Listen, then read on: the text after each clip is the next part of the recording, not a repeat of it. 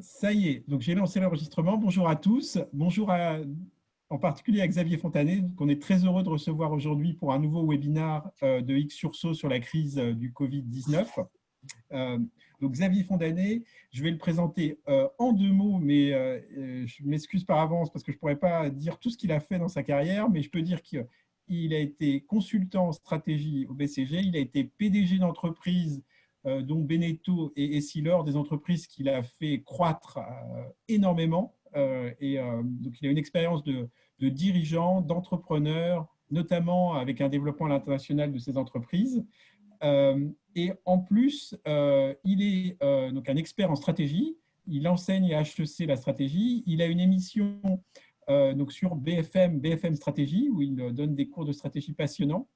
Et donc aujourd'hui, Xavier va nous parler notamment sur la base des contacts récents qu'il a eus avec cette multiplication de webinaires, de contacts informels par Internet ou formels, de son expérience, voilà, de cette expérience, des contacts qu'il a eus, notamment pour donner des conseils, j'imagine, aux gouvernants pour trouver les meilleures réponses à la crise. Donc après son propos introductif, on aura un échange de questions-réponses. Voilà, Xavier, c'est à toi pour le temps que tu veux, avant Oui, les questions-réponses. Voilà. bon, mais merci beaucoup. Alors d'abord, je voudrais vous féliciter parce que je trouve que j'ai regardé toute la liste des gens que vous interviewez qui viennent et c'est très amusant. Alors le mieux, c'est que je vous dise très rapidement depuis ma retraite, où j'ai pris ma retraite en fait en 2013, donc ça fait déjà 7 ans. Et en fait, j'ai voulu faire du lâcher-prise complet. Je n'avais pas de plan, mais je voulais rester actif. Alors en fait, tout est arrivé vraiment par hasard et ça en dit beaucoup sur la vie. Moi, j'étais d'abord confronté à un problème terrible d'ISF parce que donc j'avais toujours gardé toutes mes actions de toutes les entreprises où j'ai travaillé et la chance que j'ai eue, c'est que c'était toutes des petites boîtes devenues leaders mondiales. Donc, comme j'ai gardé toutes les actions, je me suis trouvé devant un capital. Donc, je suis pas Bill Gates, mais j'avais quand même suffisamment de problèmes pour, à la limite, pas pouvoir rester en France. Et 80% de mes amis ont quitté le pays pour des raisons fiscales. Alors, moi, j'ai voulu y rester. Et j'ai trouvé le système des fondations. Et donc, j'ai commencé une fondation sous HEC. Et la fondation, c'était promouvoir les idées de stratégie et payer des bourses à des étudiants méritants. Et là, ça a été le début de toute la cascade parce que Ramanatsou, le patron d'HEC, m'a dit, écoutez Xavier, on était ensemble en classe en préparatoire à Ginette. Il m'a dit, viens regarder un peu ce que tu penses des cours de stratégie. Alors, HEC, alors je lui ai dit, écoute, c'est très bien, mais je trouve qu'il n'y a pas de cours de stratégie. Alors, Ramanatsou m'a dit, pas compliqué, fais-en un. Donc, j'ai commencé par faire ces cours de stratégie. Alors après, très vite, les échos sont venus me voir en me disant, oh, ben, Xavier, c'est marrant ce que vous faites. Essayez de faire un papier où vous exprimez le sentiment des gens comme vous, toutes les semaines. On essaye 3 mois, et puis si ça ne rate pas, ben, on se quitte bons amis. Et ça fait 5 ans. Et que je les sors pratiquement, je les dicte pratiquement sans problème, alors que j'étais scientifique, donc on peut devenir littéraire quand on est scientifique. Alors après, c'était extrêmement amusant parce que j'ai eu des élèves, parmi mes élèves HEC, j'ai eu les enfants d'Alain Veil et les neveux. Et donc Alain Veil, c'est là qu'il m'a mis la main dessus, si on peut parler comme ça. Mais il m'a dit, écoutez Xavier, venez faire des cours de stratégie aux journalistes BFM, business. Et puis après, il m'a dit, écoutez, moi, faites l'antenne, faites un cours de stratégie. Et donc c'est comme ça que tout s'est entraîné naturellement. Voyez. Alors là, je suis complètement submergé parce que en fait, les papiers que je fais dans les échos, mais alors, vous voyez, le Figaro me passe un coup de fil en disant, écoutez, Xavier, on aurait besoin d'un truc sur le sujet, est-ce que c'est possible? Alors, je m'amuse et j'écris le papier en 3 minutes. Donc, le dernier du Figaro, je l'ai fait en 1 heure, vous voyez, donc ils étaient assis par terre. Et alors, celui-là a provoqué beaucoup de réactions, puisque hier, j'étais, pour tout vous dire, j'étais avec des équipes de République En Marche, et avec la vice-présidente de la commission des finances, donc il y avait quand même du beau gibier. Mon petit nez me dit qu'il y avait des gens du cabinet de Darmanin et on discutait actionnaire salarié à cause du papier que j'avais fait, vous voyez. Et donc, en fait, je suis pris dans une boule de neige très sympathique parce que je vois tous les milieux. Demain, je vais donner un cours à des enfants de banlieue, vous voyez, des entrepreneurs de banlieue qui ont vu BFM Stratégie. Donc, en fait, je suis dans cette espèce de bulle complète dans lequel il y a des va-et-vient entre les tweets, les articles et les webinars. Vous voyez? Voilà, donc voilà ce que je voulais vous dire. Voilà ce que je voulais vous dire. Peut-être actionnariat salarié. Moi, je suis très, très fanat de l'actionnariat salarié pour l'avoir connu chez Essilor. Alors, j'ai connu en deux étapes parce que quand j'étais au BCG, le premier client du BCG Paris, c'était Essilor. Et moi, j'ai eu la chance d'être sur les équipes d'Essilor depuis 1973. Donc, j'ai vécu, vous voyez, ça fait 43 ans d'actionnariat salarié. Donc, j'ai vécu le système, j'ai vécu la fusion, j'ai tout vécu comme consultant, puis 23 ans comme opérationnel. Et donc, j'ai vu ce que les merveilles qu'apporte l'actionnariat salarié quand les entreprises se développent. Et donc, pour moi, c'est une conviction absolue. Il faut faire évoluer le capitalisme vers un capitalisme qui donne des parts, qui facilite l'acquisition d'actions par son personnel sur la longue durée. Voilà. Et moi, je pense que ça, c'est un truc qui révolutionnera absolument tout, parce que ça change l'entreprise par rapport à l'employé, ça change le contrat de travail finalement, hein, puisqu'on on participe beaucoup plus au profit de l'entreprise, on peut participer à sa gouvernance, donc ça change vraiment le concept de salariat, et puis ça règle le problème de la retraite, parce que bon, j'ose pas trop dire les chiffres des Essilor qui sont évidemment gigantesques, mais il y a des milliers de millionnaires chez Essilor, si vous voulez. Et donc, bon, les dirigeants en ont beaucoup moins que les grands dirigeants propriétaires privés, actionnaires uniques, mais on a des milliers de gens qui ont des retraites extrêmement, qui ont du capital sérieux et qui ont des retraites, c'est tout à fait intéressant. Parce que les retraites, l'utilisation du capital qu'on a accumulé chez Essilor, c'est 4, 5, 6 fois la retraite officielle, si vous voulez. Hein. Donc, tout ça fait que je suis très fanat d'actionnariat salarié. Donc, ça, si vous voulez, on pourra en discuter. Je crois que j'ai une vision assez complète à la fois de ce qui se passe en France et dans le monde. Hein. J'ai une assez bonne vision, donc si ça vous amuse. L'autre sujet qui m'amuse énormément, c'est, si vous voulez, la convergence ou non avec l'Allemagne. Hein. Et donc, c'est ce que j'appelle les concepts de solidarité exigeante. Je pense que les Allemands n'ont pas les mêmes concepts que nous de la solidarité. Et à mon avis, l'Europe va se jouer là. Si les Français et les Allemands arrivent à se respecter parce qu'ils ont les mêmes idées sociales, ça peut aller très loin. Si on se rate, ce sera bien dommage parce qu'à mon avis, l'Europe n'aura pas du tout la puissance. L'Europe, à mon avis, a une puissance colossale si elle joue bien. Je suis convaincu. Alors ça, je pourrais vous parler, je crois beaucoup au potentiel de l'Europe. Il ne faut pas être obnubilé par les GAFA, ça je pourrais vous expliquer. Donc un deuxième thème, ça peut être l'Europe, vous voyez, l'Europe avec l'Allemagne. L'actionnariat salarié, quels sont les thèmes qui m'amusent beaucoup un peu tout. Hein. Moi, j'aime bien réagir. Vous voyez, j'ai réagi aujourd'hui. Là, je vais envoyer un papier aux Échos. Quand la CGT de Peugeot gueule après le plan Macron sur l'automobile. Alors là, vraiment, on a envie de tomber de l'arbre quand même, parce qu'il y a un énorme effort de l'État et c'est-à-dire de nous tous, parce que ce n'est pas l'État, c'est nous tous. Et puis, il y a des syndicats qui continuent à cracher dans la soupe. Donc, il y a comme un énorme problème dans le paritarisme. Vous voyez. Donc là, moi, j'aimerais beaucoup parler avec vous de paritarisme en France, actionnariat salarié et rapprochement avec l'Allemagne. Éventuellement mondialisation, si ça vous amuse, parce que je crois que l'Europe peut faire des choses formidables si on est malin. Hein. On a une place à prendre entre l'Amérique et la Chine. J'en suis absolument persuadé. Mais ça, encore faut-il qu'on s'entende avec les Hollandais et les Allemands. Bon, voilà ce que je voulais dire en introduction, mais je pense que les questions après ne manqueront pas. Merci Xavier. Alors, effectivement, j'invite les participants à poser vos questions par le chat ou en demandant à lever la main. Alors moi, j'ai envie de vous, pour réagir déjà à ce premier propos, j'ai l'impression qu'on change de phase en ce moment. On est passé des mesures d'urgence aux mesures de relance. On le voit avec le plan automobile d'hier, je crois. Donc, c'est quelque chose de peut-être un virage important auquel on assiste. Alors, j'aimerais vous demander qu'est-ce que vous voyez comme mesure d'urgence clé à prendre? Est-ce que c'est, on entend faire des mesures pour promouvoir l'investissement? Alors, est-ce qu'il faut faire comme en 2008-2009, un grand emprunt avec des mesures, voilà, des grands projets? Est-ce qu'il faut faire, comme je l'ai vu dans un papier de l'Institut Montaigne, un soutien de tous les investissements? Donc, par exemple, une déduction fiscale de 10% sur tous les investissements. Est-ce qu'il faut faire des choses sectorielles? Donc, quel est votre avis là sur quelles mesures de relance le gouvernement doit prendre maintenant qu'on change de phase dans la crise? Alors, c'est super dur. Je vais partir de l'idée, si vous voulez, la première idée que j'ai, c'est que le futur est aux gens compétitifs. Moi, je ne ferai pas trop de sectoriel, je me prendrai les syndicats entre quatre yeux. Parce que le vrai sujet, si vous voulez, c'est dès que la France, où les gens sont hyper talentueux. Je peux vous dire que j'ai vraiment roulé ma bosse dans le monde entier. Donc, j'ai roulé ma bosse avec des Japonais, des Coréens, des Chinois, des Singapouriens, des Américains, des Allemands, des Anglais, des Italiens. Donc, vraiment, j'ai géré sur 20-25 ans des sociétés avec eux.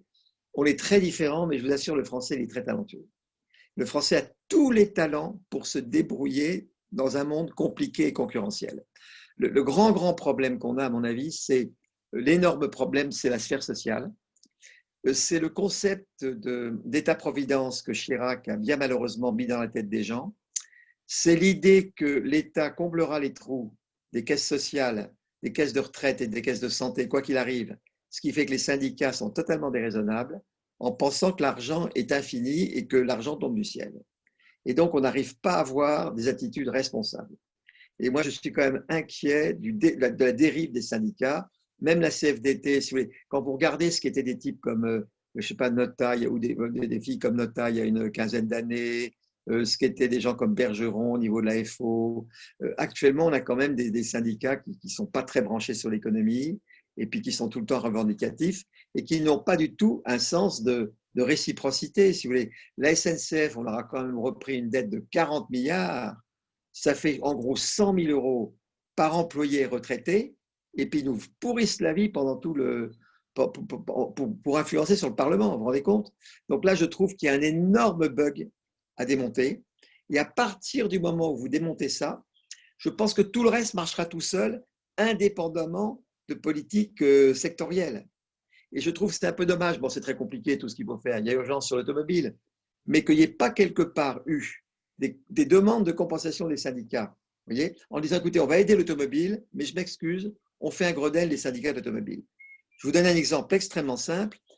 J'ai vécu ça très près avec Essilor en Allemagne. Quand il y a eu la crise de 2009, Volkswagen a failli capoter. Hein.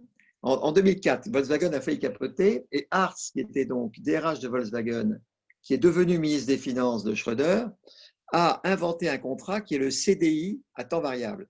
C'est que vous gardez un contrat, mais la durée annuelle de travail peut bouger d'un minimum de 4 x 7, 28 heures par semaine, payé 28, à un maximum de 5 x 9, 45, avec un gigantesque intéressement.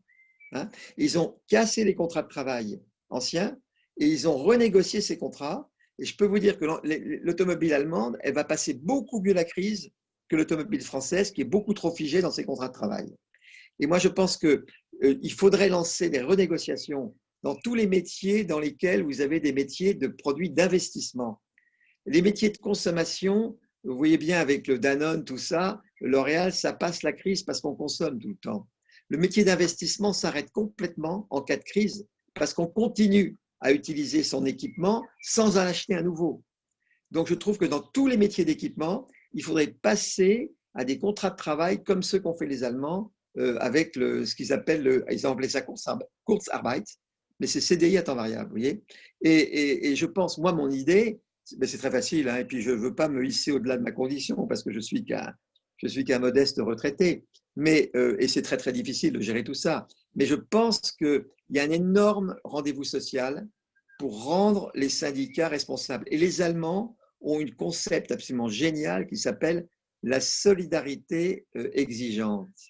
C'est-à-dire qu'on est solidaire, parce qu'une société est solidaire, mais en échange d'une aide, la personne qui donne l'aide a le droit d'exiger un changement de comportement. Vous voyez ? Et ça a été, par exemple, quand l'État allemand avait plus de fric, Schröder disait, il vaut mieux un job pas tout à fait satisfaisant que l'horreur du chômage bien payé à la maison. Parce que quand vous avez un boulot, vous êtes dans le système et vous coûtez moins cher. Il a dit chaque personne, chaque Allemand doit avoir le souci de ne pas trop piquer le fric de l'État. Voyez ? Et donc, c'est cette idée, un cataclysme, à mon avis. Hein. Mais je pense que ça, c'est des vrais changements. Et une fois que ça c'est fait, toutes les histoires se régleront très bien parce que les Français, les entrepreneurs sont très dégourdis. Hein. Ils sont empêtrés par un système. Alors, je ne parle pas des normes, le principe de précaution, c'est dans tous les journaux. Mais je pense que le système social, le paritarisme, ce système de mariage à trois, est un truc qu'il faut faire sauter à l'occasion de ce Covid. Voilà. Hein. Je ne sais pas si je réponds à votre question, mais… Merci, merci Xavier. Hein. Donc, vous avez même répondu de manière anticipée à une des questions du chat, qui était Oui. le paritarisme devrait être explosé. Comment pensez-vous y arriver?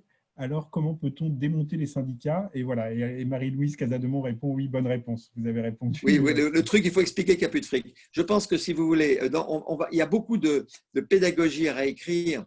Alors, je vais faire un papier, vous allez voir, qui est très puissant parce que il faudrait que vous lisiez le livre que j'ai fait qui s'appelle Pourquoi pas nous, dans lequel je décortique avec beaucoup de détails la période Schröder, la période 2004-2006, et dans laquelle, grâce à une journaliste allemande que je connais assez bien, qui était une collègue d'Essilor, qui travaillait pour Essilor, on a décortiqué, mais vraiment de façon très fine, tout ce qu'ils ont fait. Et ils ont fait un travail mais phénoménal, si vous voulez, dans les contrats de travail. Tout est parti de l'idée qu'il n'y a plus d'argent dans l'État. Hein. Et donc, Schröder a dit, j'arrête de combler les caisses. Et à ce moment-là, ça se règle entre syndicats et patronat. Et ils ont été obligés de mettre des tickets modérateurs pour modérer les dépenses de santé. Donc, ils ont fait exactement l'inverse de ce qu'a fait Touraine. Et au niveau de la retraite, ils sont passés à 67 ans. Et vous, tout de suite, quand vous allongez d'1 ou 2 ans l'âge du départ à la retraite, c'est phénoménal l'effet que ça a sur les comptes, parce que vous augmentez les recettes et vous baissez les dépenses. Donc, le truc, il se remet droit tout de suite. Et il est évident que si tu as 67 ans, tous les pays trouvent 67 ans. Alors, nous, avec notre 62, on est bien barré, hein, ou 62 qui va à 64. Donc, voilà. Donc, c'est ce système, et si vous voulez, ça a été la notion de solidarité exigeante. On est prêt à aider quelqu'un, mais on va demander un effort. Vous avez une indemnité de chômage. Bon, écoutez, on vous demandera de balayer l'école, balayer la cour de l'école le samedi et le dimanche gratuitement, en remerciement de votre chômage. Donc, il y a tout un travail à faire là-dessus. C'est une exigence de réciprocité. Hein, parce qu'en France, la solidarité, c'est un dû. Parce que comme l'État est riche, l'État il est obligé de vous assurer… Et l'erreur, c'est l'État qui est riche. Voilà. Parce que l'État n'a que l'argent qui est le nôtre et on est fauché. C'est ça les idées qu'il faut mettre en place. Okay. Merci Xavier. Alors, j'ai d'autres questions. Donc, il y a Gonzague Leruc qui dit dans votre livre, vous considériez qu'une réindustrialisation de la France était une peine perdue. Alors, je pense que c'est un peu exagéré. Non, exagéré. Non, je crois que c'est tout à fait possible. Est-ce toujours le cas? Comment évoluer votre point de vue sur le sujet? Je pense que veut dire Gonzague, c'est notamment le fait qu'il y avait un différentiel de charge énorme avec l'Allemagne. Donc, est-ce que c'était presque impossible? Et lié à cette question, une deuxième question de Joël Rosenberg qui est, vous parliez il y a quelques minutes de développer l'Europe, mais est-ce qu'on peut vraiment résister aux US et à la Chine? Donc, comment se réindustrialiser? Comment réindustrialiser la France, l'Europe? Et comment résister aux autres grandes puissances? Alors d'abord, je ne pense pas avoir dit que c'est impossible de réindustrialiser parce que il y a énormément de chances actuellement qui sont en train de se passer. J'ai bien vu avec Essilor. Vous avez un énorme truc qui est en train de se passer, c'est la personnalisation. Hein. C'est le prêt-à-porter, si vous voulez, qui a créé la délocalisation du textile. C'est le prêt-à-porter et le fait que les fabricants de machines suisses ont vendu toutes les machines aux Indiens et aux Chinois en leur passant les process de textile. C'est ça qui s'est passé. Hein. Donc, la délocalisation, si vous voulez, elle est arrivée parce que les clients ont demandé et le prêt-à-porter où on fait des grandes séries facilite la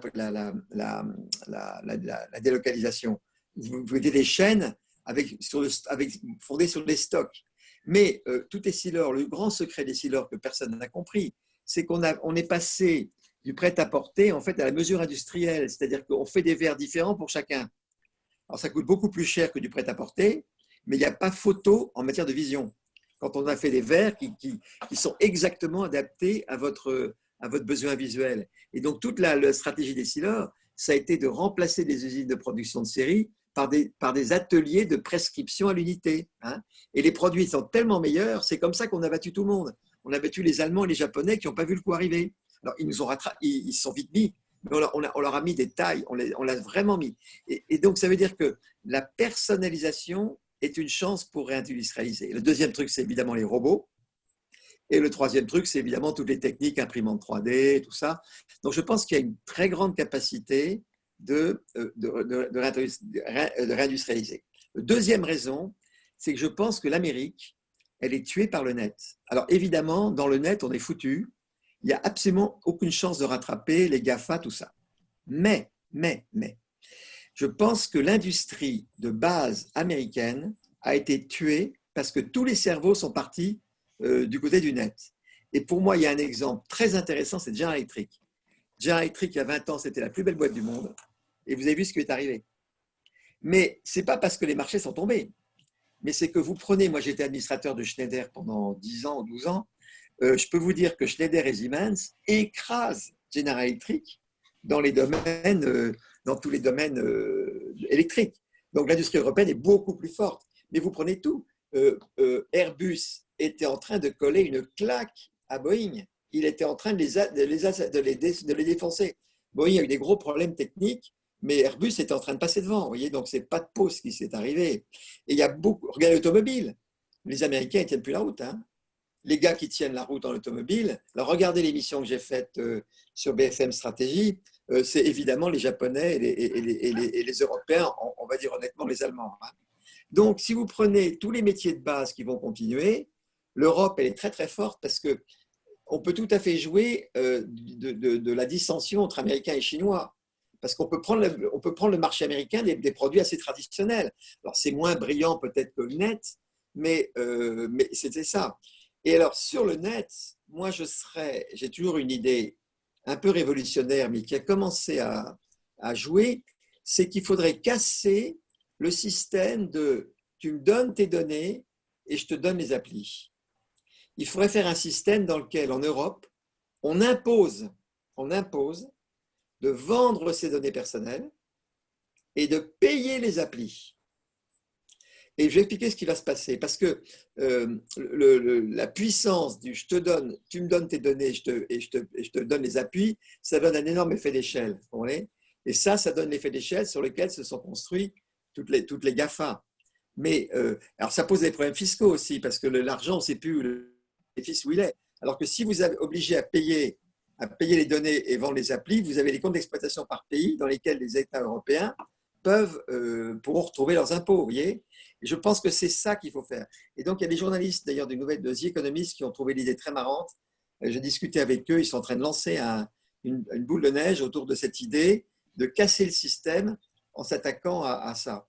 Alors après, il y a des tas d'idées qu'on peut faire, et je ne peux pas les développer, mais je pense que le net, de toute façon, le coup, il est perdu, là, c'est impossible d'y aller. Une des techniques qu'on pourrait faire, ce serait repiquer tous les Français qui sont dans les GAFA.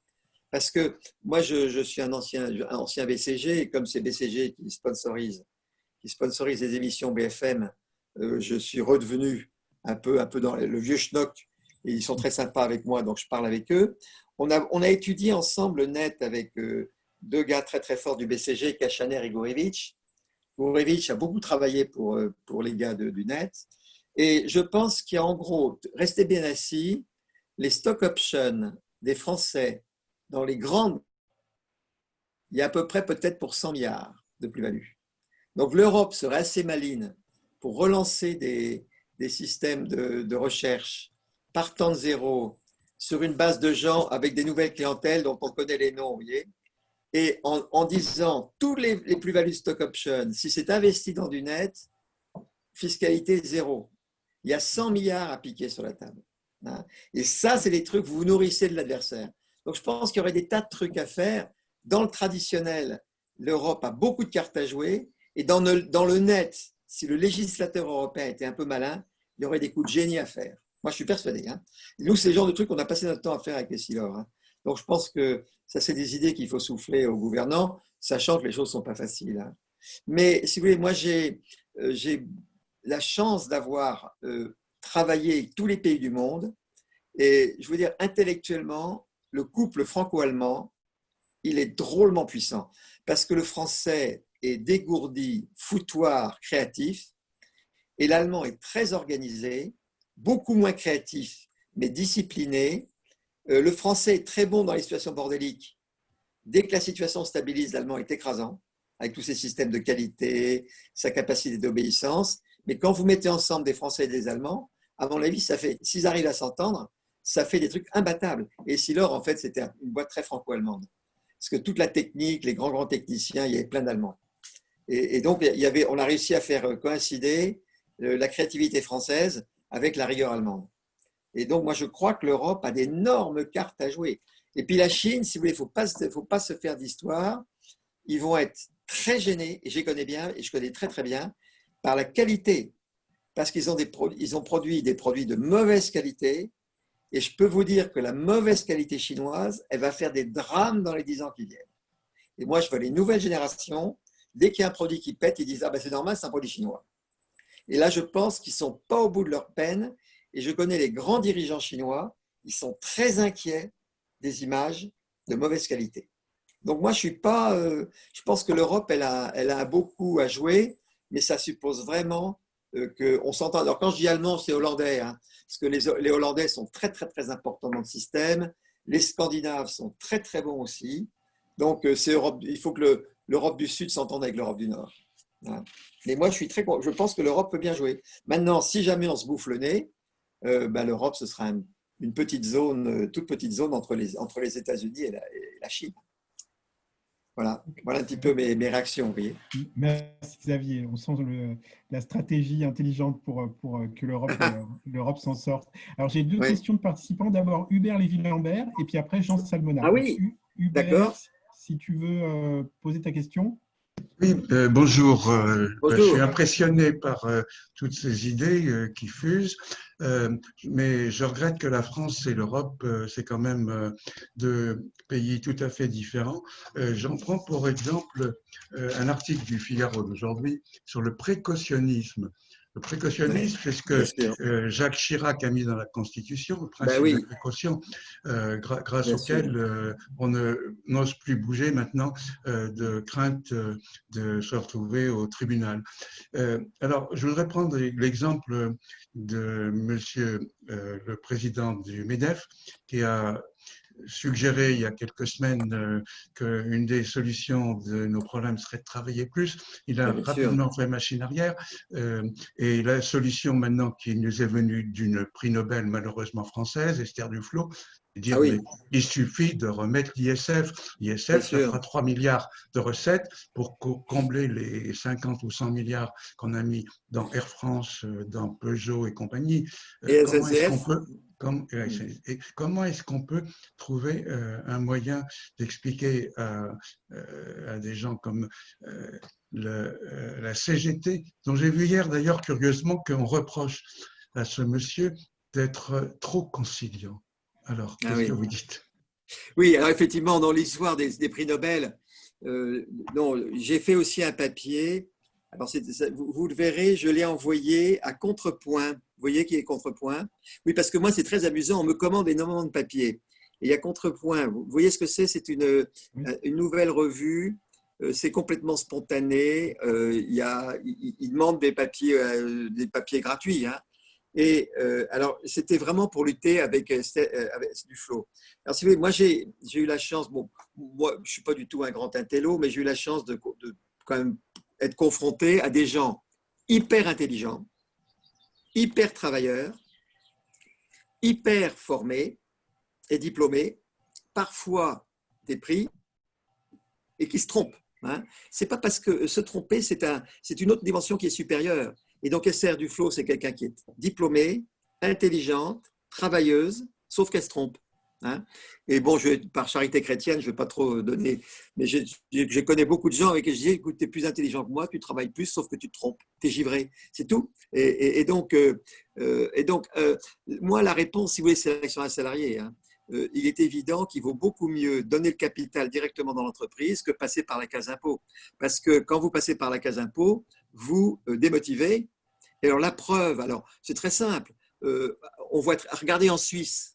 Moi, je me suis amusé à tweeter. Regardez en Suisse, vous ouvrez le Temps, vous avez la liste de tous les Français qui ont, je crois, plus de 100 millions d'euros, qui ont quitté la France. Tenez-vous bien, il y a plus de 100 milliards d'euros. Hein. Il y a plus de 100 milliards et c'est uniquement c'est uniquement les gens qui sont partis de France vers la Suisse. Et c'est que la Suisse qui est peut-être le tiers ou le quart des destinations. Donc je pense que l'ISF, ça fait partir beaucoup plus que de ce que raconte Bercy. Parce qu'on recoupe des chiffres, si vous voulez, d'exil. Il y a des sociétés qui sont spécialisées dans le traçage des millionnaires dans tous les pays du monde. Hein. Et quand vous croisez les différences de stock, vous avez des flux qui sont 3-4 fois plus élevés au départ que ce que donne Bercy et qui sont très cohérents avec ce que vous trouvez quand vous ouvrez les journaux. Donc je pense que l'ISF, ça a été une sortie de cash absolument phénoménale. Et l'autre exemple qu'on peut prendre, c'est l'histoire. C'est exactement la révocation de l'édit de Nantes. Bon, alors il suffit d'aller voir sur Internet, vous verrez Frédéric Guillaume, l'empereur de Prusse, il a recruté 40 000 Français et toute l'agriculture prusse, elle s'est faite grâce à Louis XIV. Hein.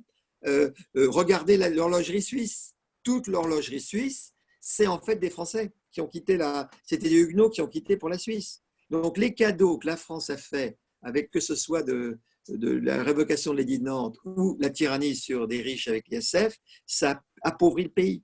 Hein. Et bon, moi, je vois tous mes copains expatriés, je vois très très bien, les masses qui sont parties sont beaucoup plus grosses qu'on croit. Mais ça, évidemment, le problème, c'est qu'on a des économistes qui sont des militants. Hein. Alors, je parle pas du tout du gars des ponts, là, je ne sais plus comment il s'appelle, qui a eu le prix Nobel, le dernier prix Nobel avant Duflo. Lui qui est vraiment quelqu'un d'extrêmement… Tirole. Tirole, c'est un type quand même objectif. Donc là, ce n'est pas du tout le cas. Mais la petite Duflo, elle est, à mon avis, elle est militante, si vous voulez. Et c'est ça, dès qu'on est militant, on met son intelligence au service de sa foi. Voyez, et c'est exactement le problème, c'est son problème. D'ailleurs, j'ai mentionné dans l'article que Friedrich von Hayek, qui a reçu le prix Nobel, dans son discours d'introduction, il a dit qu'il était contre donner le prix Nobel d'économie parce que l'économie n'est pas une science assez précise. Et que donner le prestige du prix Nobel dans un domaine qui n'est pas assez établi et stabilisé, ça donne trop de puissance aux gens qui l'ont. Et donc Friedrich von Hayek, qui vraiment est quand même une classe au-dessus de tout ça, lui était contre le fait qu'on donne un prix Nobel d'économie. Vous voyez ? Donc voilà, simplement, il faut lutter contre toute cette vague. Alors, je connais par BFM, je sais un peu comment ça se passe. Il y a un certain nombre de journalistes qui se sont passés le mot en disant tiens, on va relancer le truc. Quelques hommes politiques en ont profité, vous voyez. Et puis après, il y a un certain nombre d'économistes aussi qui sont ravis de prendre la parole. Donc, il y a une petite vague. Mais là, je trouve que le gouvernement est courageux. Il a bien joué. Et si vous voulez, les pertes, l'ISF, bon, on sait très bien, l'ISF, c'était 5 milliards d'euros. L'IFI, c'est de l'ordre de 2,5. Donc, l'ISF sur la partie entreprise, on va dire que c'est 2,5 milliards. Et alors, je vous conseille de regarder Rexecode. Rexecode, vous voyez, c'est Michel Didier, c'est un groupe d'études absolument remarquable.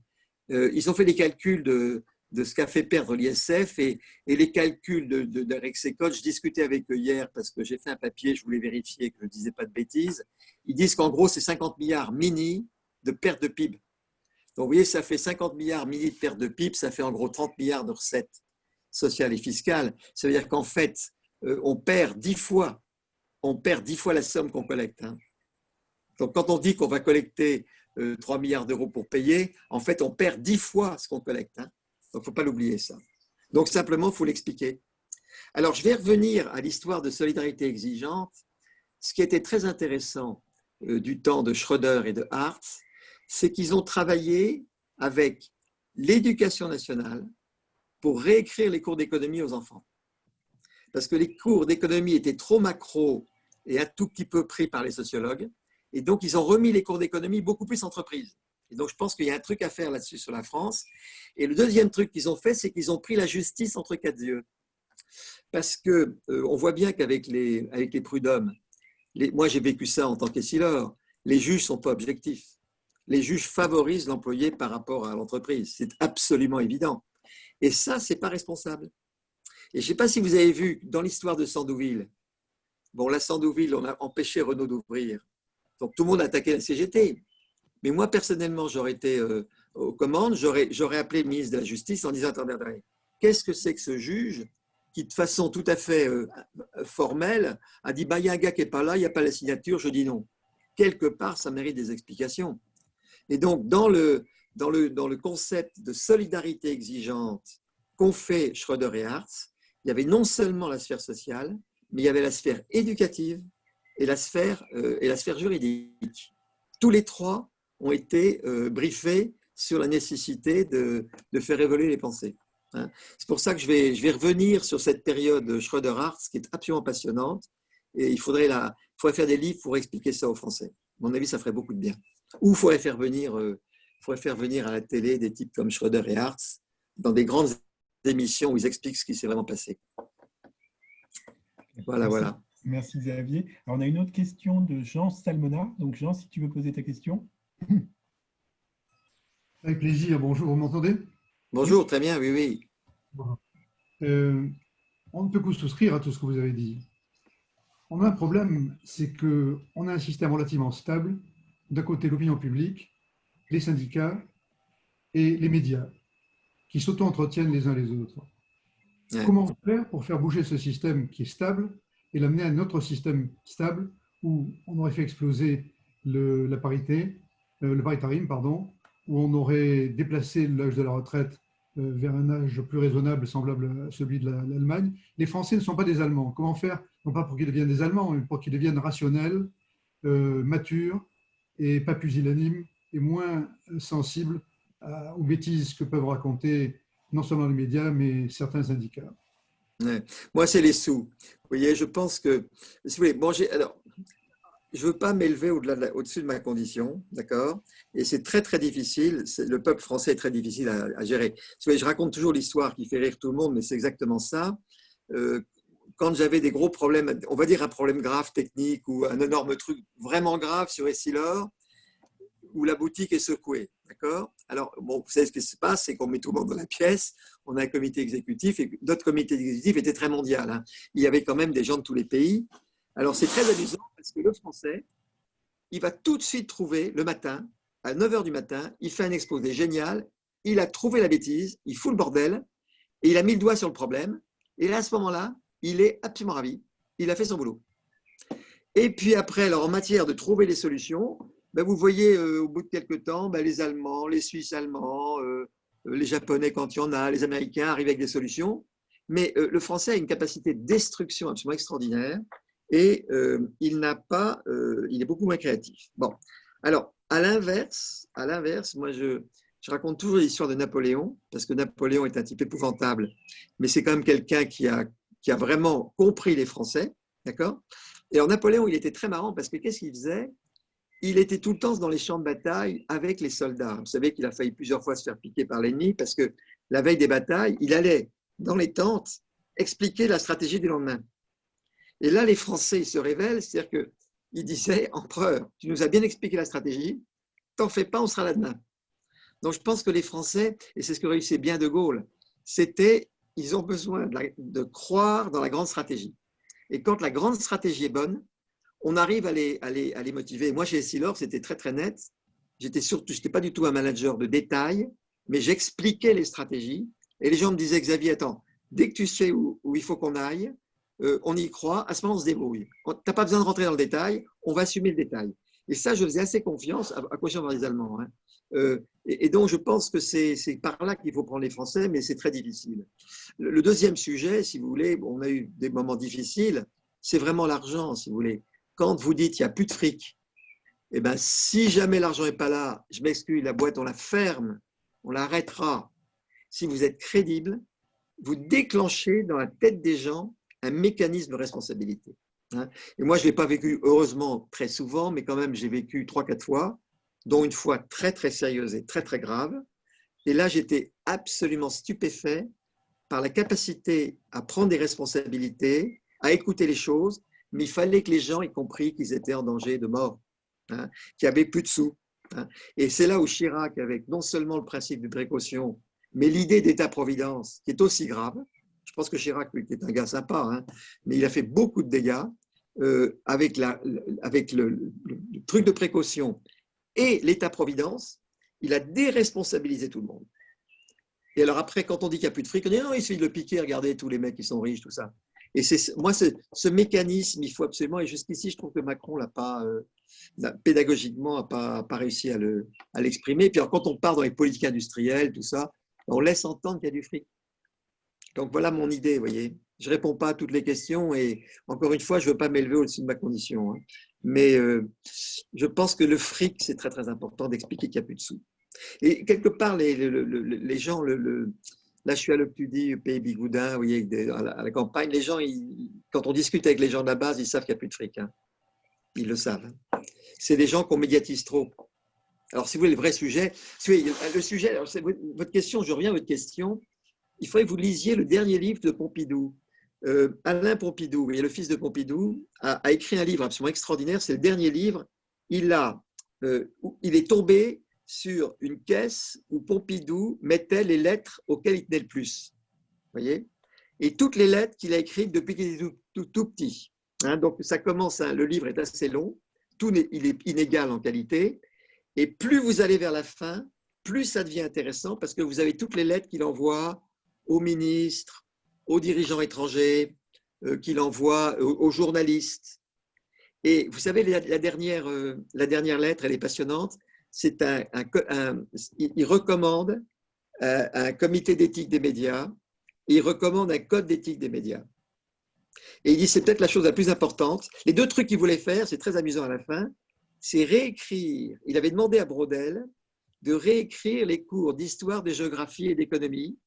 Et Braudel avait commencé à faire la grammaire des civilisations. Je ne sais pas si vous avez vu ce bouquin, ça vaut vraiment le coup de le regarder. Donc, il voulait refaire la pédagogie de l'éducation nationale. Et le deuxième truc qui l'obsédait, c'était l'éthique des médias. Et il disait, il faudrait lancer une éthique des médias, mais l'éthique des médias ne peut être écrite que par les médias eux-mêmes. Vous voyez ? Donc, ça répond, moi je crois que c'est des pistes qu'il faudrait suggérer. Et des gens comme vous savez, nous, des vieux chocs comme moi, on n'est pas crédibles, mais je pense que la jeune génération est beaucoup plus crédible. Réfléchir à l'éthique des médias. Merci. Et ça ne peut venir que des médias eux-mêmes. Hein, parce que imposer de l'extérieur une éthique des médias, bon, on dit tout de suite que c'est le fascisme, le dirigisme. Mais pour ce qu'on s'en tirera en démocratie, ça peut être que par là qu'on peut s'en tirer. Merci Xavier. Alors, plein de questions. Donc je vais essayer de les grouper. Donc, une question qui est, croyez-vous que les négociations pour la réforme des retraites vont pouvoir redémarrer à titre d'exemple de reconfiguration du paritarisme? Et une autre question un peu liée, mais qui aura le courage politique? Même Macron, qui est parti fleur au fusil, s'est dégonflé. Il n'y a pas que les syndicats, mais aussi la France insoumise, les gilets jaunes, les banlieues chaudes, qui n'ont pas notre culture entrepreneuriale et qui cassent tout ce qui est mis chez eux. Donc voilà, on réagit un peu politiquement, comment vous voyez la capacité… Honnêtement, j'ai du mal. Là, oui. Honnêtement, là, c'est un peu mes limites parce que bon, moi, j'ai pas mal quitté je suis dans un monde plus pédagogique. Moi, je pense, si vous voulez, que l'accès aux médias, est absolument capital. Je peux en parler parce que je suis chez BFM Business, si vous voulez, je suis le plus ancien. Bon, je fais ça à titre tout à fait gratuit, personnel, parce que je pense que la pédagogie de l'économie, c'est le truc le plus important, donc ça m'amuse. Mais je connais bien les journalistes et ils m'aiment bien, ils sont très sympas avec moi, la petite équipe qui tient. Si vous voulez, le sujet énorme, c'est qui on invite à l'antenne. Et je vois très très bien le problème qu'il y a, c'est qu'il y a des tas d'économistes, alors je peux dire les noms, des gens comme l'OFCE, bon, il faut quand même savoir, ils touchent 3-4 millions du gouvernement pour faire des études complètement discutables, bon, mais le vrai sujet qu'ils ont, c'est qu'ils sont tout le temps disponibles pour aller à la télé. Donc quand il y a un journaliste qui a besoin de voir quelqu'un sur le plateau, il va chercher les gens puissants qui sont tous au boulot, qui ne peuvent pas venir. Hein, et puis, le gars qui est disponible pour venir, c'est le type de l'OFCE qui ne fout pas grand-chose, et ils sont tous là. Vous comprenez ? Et donc, il y a des tas de types de mauvaise qualité, très disponibles. Le fric, en général, c'est de l'argent de l'État qui arrive. Et donc, il y a un énorme sujet de finance, si vous voulez, de tout ce truc-là. Alors, il y a eu il y a eu le CSA, moi je ne suis pas rentré là-dedans, je ne suis pas capable de comprendre, mais je trouve aussi, quand on voit des émissions TF1, je dis, mais comment est-ce que l'État, notre fric à nous, finance des émissions d'investigation comme ça? C'est impensable.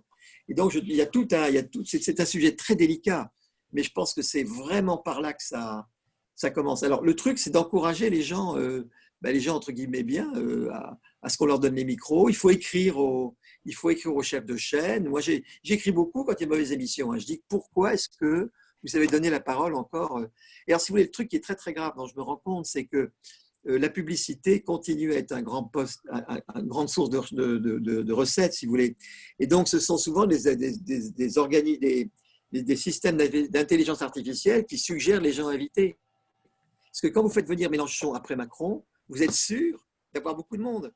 Donc, les systèmes automatiques d'intelligence artificielle vont pousser les journalistes à inviter n'importe qui. Et ils vont pousser à inviter des gars qui mettent le feu. Parce que ça fait bien des gens. Mais ça vient du fait que l'esprit humain s'intéresse au négatif. Le positif intéresse beaucoup moins que le négatif. Donc, le truc, il est compliqué, vous voyez.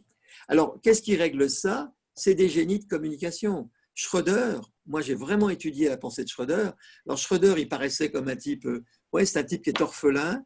Il a fait aucune étude. Il a été rattrapé, donc il était avocat, mais c'est un gars qui était orphelin. Bon. Et il est comme ça, un peu bougon, mais c'est un esprit super intelligent. J'ai rencontré Hartz, le patron, donc le type qui était l'inspirateur de Schröder. Alors lui, c'était aussi un type qui était un orphelin. Alors lui, par contre, est une puissance intellectuelle inimaginable, une créativité. Et alors eux, ils ont trouvé les façons de parler aux Français. Quand Schröder disait « le profit d'aujourd'hui, c'est l'investissement de demain et l'emploi d'après-demain », vous voyez, c'était une façon très simple d'expliquer aux syndicats qu'il y a une harmonie entre l'argent et l'emploi. Vous voyez, le concept de solidarité-exigence, il vaut mieux un job pas tout à fait satisfaisant que l'horreur du chômage, même bien payé à la maison. Des phrases comme ça, c'était des trucs très très forts. Et ça, ils avaient un sens de communication, mais c'est les enfants qui avaient des enfances très malheureuses. Ils avaient vécu très mal. Ils avaient beaucoup souffert enfant. Et donc ça, je crois que ça joue beaucoup. Il y en a un autre, un des plus grands génies que j'ai rencontré par ici-là, il s'appelle Roger Douglas. C'est le premier ministre néo-zélandais. Pour moi, c'est une des personnalités qui m'a le plus impressionné. Eh bien, cet enfant, il est devenu Premier ministre. C'était un fils d'ouvrier dans une porcherie en Nouvelle-Zélande. Le papa était ouvrier d'une porcherie industrielle et le fils devenu Premier ministre. Alors, je peux vous dire que celui-là, il avait un sens de la communication absolument prodigieux. Et ça, ces gens-là, ils arrivent à parler au peuple. Donc ça, le problème, c'est qu'il y a trop d'élites, si vous voulez, et ça, c'est le problème qu'il y a actuellement avec le gouvernement actuel, c'est que c'est des gens qui n'ont pas assez souffert. D'ailleurs, je discutais avec un de mes bons amis chinois, avec qui on peut vraiment parler, il me dit, vous comprenez, chez nous, Macron n'aurait pas été élu parce qu'il n'a pas assez souffert. Si vous saviez tous les coups que Xi Jinping s'est pris dans la gueule, vous seriez affolé. Et donc, en fait, il y a une notion d'avoir souffert qui est très importante pour parler aux gens. Alors, c'est difficile parce que moi, je suis quelqu'un qui a eu des parents qui m'ont aimé, qui m'ont aidé, donc je ne peux pas non plus, je ne veux pas dire de bêtises, si vous voulez. Mais je pense qu'il y a une notion de… Pompidou parlait, pourquoi? Parce que Pompidou, origine très, très modeste. Donc là, il faut mettre des gens qui ont grimpé de la base. Très, très, très important. Macron, c'est des gens comme ça qu'il faut mettre. Des gens de base, pas des gens sélectionnés par le diplôme. On peut tout à fait avoir des grands diplômes, je parlais polytechnicien, et avoir été dans la mouise et dans le concret. Hein. Mais les gens qui ont uniquement une autorité qui vient d'un diplôme, c'est pas bon. Il faut que l'autorité, il y a un côté charismatique, mystérieux dans l'autorité. Il ne faut pas que ce soit le diplôme qui la donne. Merci. Voilà, c'est dans le désordre, hein, mais voilà, c'est un peu ce que je pense. Hein. C'est très clair. Alors, il y a énormément de questions. Donc, ce que je vais faire, c'est que je vais en poser là plus et je vous laisserai peut-être picorer, sélectionner celles auxquelles vous voulez répondre parce qu'il y en a vraiment beaucoup. Alors, il y a Antoine Huard qui dit la crise et les plans de relance vont créer des dépenses supplémentaires, des dépenses publiques supplémentaires, d'endettement supplémentaire. Est-ce qu'il faut peut-être penser aux solutions que certains évoquent d'annulation de dette, d'inflation, de coronabonds, ou alors est-ce qu'il faut explorer plutôt des solutions qui misent sur le travail, plus d'activité, reprise de la croissance? Antoine entend vos arguments sur la nécessité de travailler plus, notamment le recul de l'âge de la retraite, mais comment faire passer des réformes en France avec les gilets jaunes, etc. Il y a Fabienne Marquet, qui est vice-présidente d'Ixurso, qui dit, par rapport à votre vaccin, si on vend nos données, on ne les possède plus, ce n'est pas si facile. Autre question, donc là, Joël Rosenberg qui dit, qui lui dit que General Electric a eu une chance inouïe. Jack Welch a négocié l'échange des télés contre le matériel médical de Thomson. J'ai vu les contrats. Il était conseiller de Lagardère Dehou en 95-96 sur la privatisation de Thomson. Le gouvernement français, donc nous tous, a fait un cadeau de 25 milliards sur 12 ans à Jack Welch. Il a très bien négocié et la France a fait une erreur stratégique majeure. Voilà, déjà quelques premières questions. D'accord. Oui, alors, si vous voulez, c'est sûr. Alors, honnêtement, alors moi, je vous avoue mes limites, hein, parce que moi, je ne suis pas un économiste. Et je pense, si vous voulez, fondamentalement qu'il y a… C'est un peu comme la physique quantique et la physique newtonienne. Je ne pense pas que les mêmes corps de doctrine économique sont valables tout le temps. Hein. Quand vous travaillez au niveau de l'atome et subatomique, c'est évidemment la physique quantique qui vous permet de comprendre ce qui se passe. Hein. Et la physique quantique ne peut pas expliquer l'attraction des planètes. Quand vous travaillez en astronomie, c'est évidemment la physique de Newton qui joue. Hein. Et on ne peut pas avoir les deux. Il y a deux très grandes cultures économiques. Il y a les cultures keynésiennes, qui sont des cultures de relance, hein, par la consommation. Et puis, vous avez l'autre opposé, c'est pour… Alors, moi, j'aime beaucoup Schumpeter, vous voyez. C'est vraiment l'entrepreneuriat, la compétitivité, la créativité. Et je pense que suivant les périodes, il faut donner d'un côté et de l'autre. Les gens qui font du keynésien tout le temps, ils nous ruinent. Hein, nos gouvernements ont écouté des économistes qui sont fondamentalement des keynésiens. Et le résultat, c'est que ça vous colle des dettes épouvantables. Parce qu'ils vont justifier les dépenses publiques. Et on voit bien qu'à un moment donné, un excès de dépenses publiques trop longtemps, ça plombe, puisque ça fait une dette. Ce n'est pas très compliqué. Et là, il est évident qu'on va repartir dans une période de dépenses. Moi, personnellement, de toutes mes 45 ans j'ai braque-ballé dans le monde entier, si vous voulez, c'est évident que c'est l'attractivité qui, dans la longue durée, marche. Quand vous voyez comment fonctionne Singapour, la Suisse, tous ces pays-là, c'est des pays qui sont attractifs. On ne parle pas du tout de dépenses publiques, ils ont des excédents publics, simplement c'est bon de travailler chez eux, ils attirent le capital. Donc pour moi c'est évident qu'à long terme, il faut aller du côté schumpeterien et du côté attractivité. Maintenant, pour faire redémarrer les choses, alors moi si vous voulez, il y a une personne vraiment que je vous conseille de lire, parce que moi je pense fondamentalement que l'économie, personne n'a vraiment compris ce qui se passe. Et je connais bien des bons amis intimes économistes, quand on les pousse dans leur retranchement, ils reconnaissent tous, même si à la télé ils racontent qu'ils connaissent, ils savent très bien qu'il y a des doutes. Donc ce n'est pas une science qu'on a encore bien comprise. Et pour moi, la personne qui a rajouté une dimension gigantesque, c'est Perfit. Hein, vous savez, c'est le troisième facteur, il y a le capital, le travail et la confiance. Et moi, le facteur confiance, qui est un facteur complètement psychologique, qui est un mystère, un miracle, ça existe, mais c'est un mystère très dur à créer, la confiance. Pour moi, c'est le facteur absolument clé. Et moi, j'ai eu la chance de travailler, par exemple, chez Beneteau. C'était une boîte toute petite, petite par marché. Sur le papier, elle était écrasée. Mais il y avait un tel climat de confiance que je me rappelle, moi, j'ai quitté le BCG pour rentrer dans cette boîte qui était quasiment en crise de liquidité. Tous les gens disaient que Xavier était complètement fou. Mais je ne disais pas du tout. Il y a une telle ambiance. Madame Roux est une femme tellement géniale que je suis sûr qu'on va s'en tirer. Et donc, il y a un facteur psychologique en plus, si vous voulez. Et ça, c'est ce truc-là qui est, à mon avis, à mettre en marche. Moi, je sais que, bon, je ne veux pas parler de moi, mais c'est très amusant. Dès qu'on a été déconfinés, moi, j'étais en Bretagne, en maison de campagne. Avec mon épouse, on a décidé, pas de casser la tirelire, mais qu'est-ce qu'on a dit? On repeint la maison, on repeint la façade, on refait la terrasse, on a donné du blé, on coupe les arbres. Et alors, le lendemain, on a passé les tas de commandes. Ce n'est pas des petites choses, ça ne va pas m'empêcher de vivre. Mais on a eu des entrepreneurs, les gens ne pouvaient pas savoir ce que les gens étaient contents de retravailler. Et ils ont fait d'ailleurs un boulot pour nous, mais absolument extraordinaire de qualité. Vous voyez.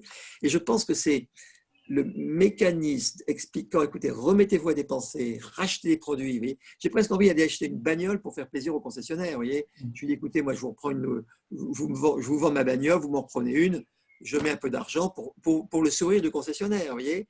Et je pense que ça va beaucoup se jouer sur un facteur psychologique. Il faut sûrement mettre du fric, mais je pense que le facteur psychologique de confiance, et vous dire comment on va y arriver, ce n'est pas facile. Mais je sais qu'au niveau de la petite ville où je suis, qui est l'Octudie, c'est très marrant, mais ils ont continué à pêcher, vous voyez. Donc les bateaux, ils ont eu le droit de pêcher. Donc, ils ont pêché tous les salaires, tous les ouvriers du port, ils ont tous travaillé. Moi, je discutais avec eux chez Carrefour, ils étaient fiers, vous voyez. Donc, les patrons pêcheurs ont pris des petits risques en prenant la mer, mais tant pis. Je crois que ce facteur, vous voyez, de psychologie qui est absolument clé, et les économistes ne l'ont pas assez, ça. Alors, ceux qui l'ont, c'est les schumpeteriens. Les schumpeteriens reconnaissent l'entrepreneur. Ils reconnaissent qu'il y a un génie à l'entrepreneur. Mais tous les keynésiens, c'est des équations. Pour un keynésien, pour un type, je sais pas moi, un type comme Piketty ou des types comme ça, l'entrepreneur n'existe pas. Steve Jobs, non, ça n'existe pas. Steve Jobs, c'est une… Bill Gates, non, Bill Gates, c'est un type qui a exploité l'argent public, qui a permis de trouver je ne sais pas quoi. Mais la personne n'existe pas, vous voyez. Et ça, moi, je pense que c'est une énorme impasse. Donc, je reviens, ça va être à jouer. Mais on a un rôle très important autour de nous à jouer. Très, très important. Moi, à ma petite échelle, autour de moi, je sais que ça fout une pêche d'enfer. Il y a toute petite échelle. Mais je pense que ça, c'est le mécanisme à arriver à distiller dans toute la société. Et c'est chacun qui prend le…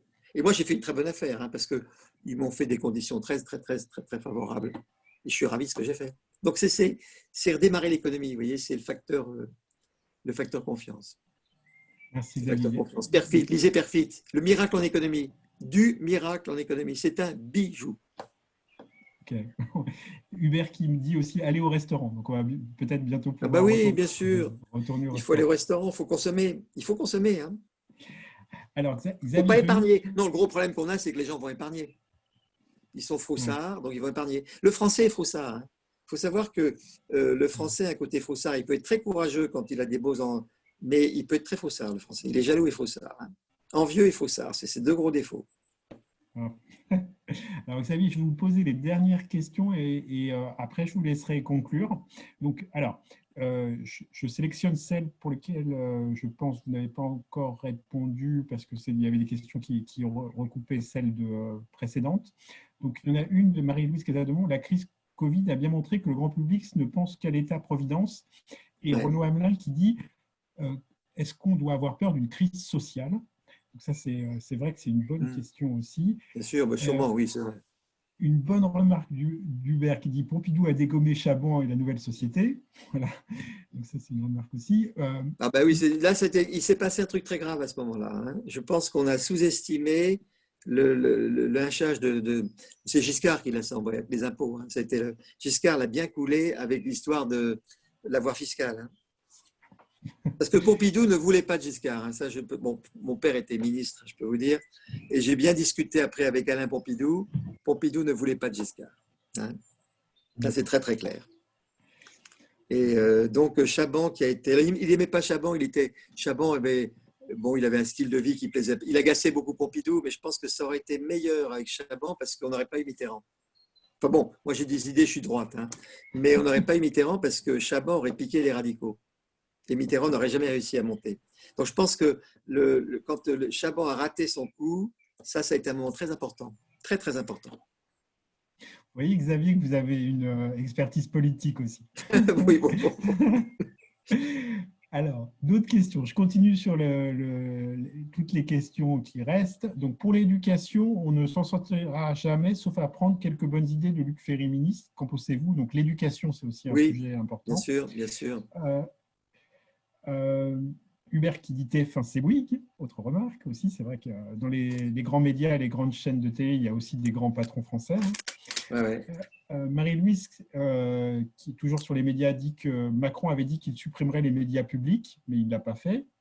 Ouais. Oui, vous savez, à coup à jouer, génial, par exemple. Il faudrait apporter France Télévisions à BBC. Vous voyez, vous apportez France Télévisions à BBC, vous prenez, en gros, en masse, vous prenez un tiers du truc et vous passez une concession à la BBC pour les chaînes publiques. Mais ils sont en concession, ils ne sont pas en opérationnel. Et à ce moment-là, vous liquidez, et ça a une grosse valeur, et là, vous récupérez 20 milliards, ce qui réduit la dette. Mais il a tout à fait raison. Je pense il faudrait travailler en concession et il faudrait apporter, la BBC ne voudra pas, hein, mais apporter la France Télévisions à la BBC. Ça ferait une magnifique chaîne mondiale. Elle serait capable de cogner les Américains. Vous voyez, c'est des trucs comme ça qu'il faut faire en Europe. Hein. Bon, je considère que les Anglais, de toute façon, ça ne sera pas très très Oui, loin. Je pense on ne que peut pas compter sur les Anglais. les Anglais, vous allez voir, le pari que je fais, vous allez voir, les Anglais, je vais vous dire, les Écossais vont quitter l'Angleterre, les Irlandais vont pour rejoindre l'Europe, les Irlandais vont rejoindre l'Europe, et puis dans 10 ans, on ira faire du charme à Londres, et Londres demandera de revenir en Europe. Voilà, c'est mes paris. J'ai eu la chance de dîner juste avant de partir avec l'ambassadrice d'Irlande, et on s'était amusé à faire de la politique fiction, et elle dit que le truc, il n'est pas stable du tout. Non, mais on a le droit de rigoler en fin de réunion. Oui, Mais exactement. on a le droit de réunir. Mais parce que la stratégie aussi, c'est marrant, si vous voulez. Il se passe souvent des trucs pas prévus. Hein. Mais l'Irlande l'Écosse va rejoindre l'Europe. Hein. Il faut voir ça sur 20 ans. Il ne faut pas voir ça sur un an. Et vous verrez qu'une fois que l'Irlande aura rejoint, une fois que l'Écosse aura rejoint, vous verrez l'Irlande. Et une fois qu'il n'y aura plus l'Irlande et l'Écosse dans l'Angleterre, vous verrez Londres. Parce que Londres était pour le Remain. Hein. Ouais, tout On va à fait. voir, on va s'amuser, on peut On va rire. leur- Hein. on On va a le leur droit de laisser, rire. Hein. on va leur laisser leurs îles. Hein. Ah oui, il y a un gros Non, débat ils sont sur bons les l'Angleterre. Anglais. Moi, ils sont pas mauvais les Anglais. Hein. Il y a quelqu'un qui dit, Claude, J'ai l'Écosse, pas dit qu'ils étaient un autre pays socialiste, l'Écosse. Ah, peut-être, oui. Donc, moi, je connais l'Écosse parce que j'allais dans les roadshows, donc j'allais beaucoup à Édimbourg pour vendre les actions Essilor. Donc, j'avais une idée assez financière de l'Écosse. Ben, merci Xavier. Alors, je vais conclure avec un commentaire de Renaud Hamelin. Pourquoi ne vous lancez-vous pas en politique pour la présidentielle de 2022 ? Voilà. Ça, c'est dit. Oh, ben, lancez le mot, hein. Lancez le mot. Donc, voilà. Bon, Ah ben, lancez le mot. Non, c'est le truc marrant à fait. Mais dites un truc en disant, écoutez, de tous les gars qu'on a interviewés, ah bah oui, allez-y. Écoutez, alors je vais vous dire, je suis honnête, j'ai 71 ans. Hein. Alors, je sais pas si c'est jeune ou vieux. Bah, c'est Mais, comme Trump ou c'est comme d'autres dirigeants ouais. qui ont cet âge. Ouais, ouais. Voilà. Bon, ben, lancez l'idée, moi, ça m'amuse. Hein. Et Biden a 80 ans, ce que dit Renaud Hamelin. Oui, c'est vrai. Oui. Non, c'est vrai on est bien conservé. Bon, maintenant, lancez l'idée. En fait, il y a eu un papier qui avait été très marrant, c'était dans le Figaro. Figaro, c'était, comment il s'appelle? C'est Gertrel qui avait dit, c'est Fontanet qu'il nous faut à Matignon. Hmm. C'était très marrant parce que Sarko avait hurlé de rage. Je m'étais fait engueuler. J'ai dit, j'ai rien fait, c'est une idée de Cardrel. C'est pour rien. Bah, ça fait un très bon mot de conclusion. Merci beaucoup, Xavier. Merci beaucoup et bravo, vous avez raison. Continuez votre truc, c'est passionnant. Et je pense que vous devez collecter une quantité d'infos extraordinaire. C'est génial. Et à mon avis, faites un bouquin, faites un truc, parce que essayez vous devrez, parce que vous êtes très crédible, vous, avec la jeune génération, beaucoup plus que des vieux schnocks comme nous. Non, continuez, c'est excellent. Puis on a un grand plaisir à discuter avec vous. Xavier, est-ce qu'on peut vous écrire? Bien sûr. Alors, vous avez un mail? Ben oui, fontanex@gmail.com, oui. Fontanet? Alors vous faites Fontanet, vous enlevez le T et vous mettez XJ, Xavier Joseph, mes initiales, XJ, ok. @gmail.com. Avec plaisir. Hein, mettez-moi des petits mails, oui. Sinon, sur Twitter. Ok. Ah, j'ai un truc Twitter absolument passionnant parce que il n'y a pas beaucoup, j'ai 8000 suiveurs, mais la qualité des suiveurs est absolument exceptionnelle. Et je sais que Macron le regarde tout le temps parce que je sais très bien, puisque je retrouve dans les discours des phrases de mes tweets. Ouais, absolument. Hein. Et regardez la presse dans les échos, je retrouve des papiers dans lesquels ils reprennent le tweet. On retrouve les phrases. Mais ça m'amuse beaucoup. En fait, par rapport à la présidence, c'est le truc dans lequel je suis, en fait. C'est de l'influence. Mais enfin, bon, c'est jamais. Hein. Si jamais vous lancez l'idée, pourquoi pas. Hein. Bon, on va lancer l'idée. On va lancer l'idée. Parce que notre phase là, on a encore quelques webinaires avec des personnalités, des experts, mais on va constituer un groupe de travail pour proposer des mesures voilà, pour le post-crise ou pour la là, je vous aide si vous voulez. Ça me fait, si vous voulez, je pourrais vous faire des papiers. Excellent. Et je pourrais vous donner les sources, hein, si vous voulez. Excellent. C'est drôle parce que hier, vous voyez, j'étais avec les gens de Darmanin et sur l'action d'un salarié. Et là, ça n'a pas raté. Ils m'ont demandé, je leur fais une fiche. Hein, parce qu'ils n'avaient rien compris. Hein. Ouais, mais on a eu Montebourg il n'y a pas longtemps, alors je crois que vous êtes écrasé par Montebourg en Ah tant ben que sûrement, oui, ça, candidat. là-dessus, là-dessus, oui, Pas pour bien nous, sûr. hein. Ouais. Pas pour nous. Oui, parce qu'on a eu, mais c'est super parce qu'on a différents points de vue. Mais vous, c'est très construit et c'est vrai, on a eu Arnaud Montebourg aussi qui avait d'autres idées. Ah ben oui, c'est autre chose, oui. Mais Non, mais c'était c'est des gars qui sont intelligents mais qui se trompent. Oui. voilà, exact. Voilà. Donc Le problème de ne pas se tromper, c'est ça qui est dur, c'est pas se tromper. Ça, c'est le grand art, ça. donc merci beaucoup Xavier Fontanet, merci Merci beaucoup pour beaucoup. ce Continuez, propos passionnant. continuez, c'est très très bien. Franchement, je trouve ça extraordinaire ce que vous faites. Puis Merci les beaucoup. questions sont très bonnes, hein. Il y a un rythme excellent, hein. Allez, bonne suite, Merci. hein. Bonne Merci. soirée. Et puis donc Au revoir. demain, on reçoit Benoît Corré, qui est ancien membre du directoire de la BCE. Alors, il faut absolument vous inscrire et ce n'est pas enregistré. Donc, avant 9 h demain matin, si vous voulez assister au webinaire de demain. Voilà. Très bonne soirée à tous. Très bonne soirée. Et donc, pour vous inscrire, il faut soit m'envoyer un mail, soit s'inscrire sur le site de l'AX. Voilà. Très bonne soirée à Ah, tous. d'accord. OK. Bye bye. Bye bye.